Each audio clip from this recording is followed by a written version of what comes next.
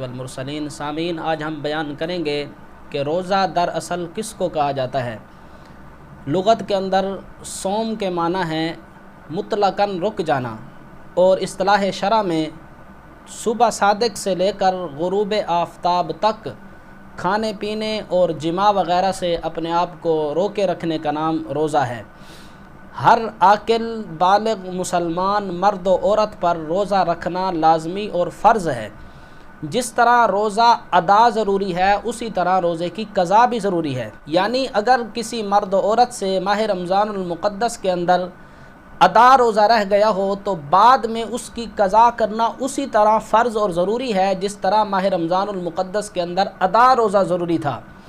روزے کی صحت کے لیے چند شرائط ہیں۔ پہلی شرط نیت کا ہونا ضروری ہے۔ بغیر نیت کے روزہ درست اور صحیح نہیں ہوتا۔ انشاءاللہ اگلی ویڈیو میں ہم اس کی وضاحت پیش کریں گے۔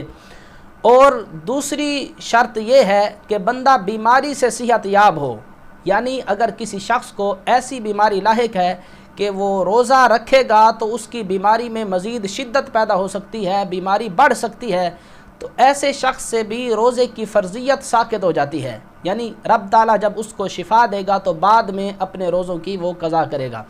اسی طرح عورت کا حیض و نفاس سے پاک ہونا یہ بھی شرط ہے۔ اگر کسی عورت کو ماہ رمضان المقدس کے اندر ماہواری آ جاتی ہے تو اس عورت کے لیے ضروری ہے کہ ماہواری والے ایام کے اندر جتنے روزے اس سے رہ گئے ہوں ان کی بعد میں قضا کرے۔ اکثر خواتین کو اس مسئلے کا علم نہیں ہوتا، وہ سمجھتی ہیں کہ جس طرح ماہواری کے دوران نمازوں کی قضا نہیں ہے اسی طرح روزے کی قضا نہیں ہے، حالانکہ ہرگز اس طرح نہیں ہے۔ نمازیں ماہواری کے دوران جو رہ جائیں وہ معاف ہیں، لیکن روزہ کسی صورت میں بھی معاف نہیں ہے۔ روزے کی قضا بعد میں کرنا ضروری اور فرض ہے۔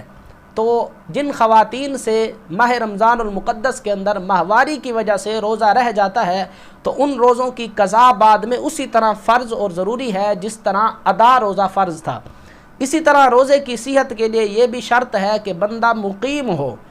اگر کوئی شخص ماہ رمضان المقدس کے اندر شرعی مسافر ہوتا ہے تو اس سے بھی روزے کی فرضیت ساقط ہو جاتی ہے۔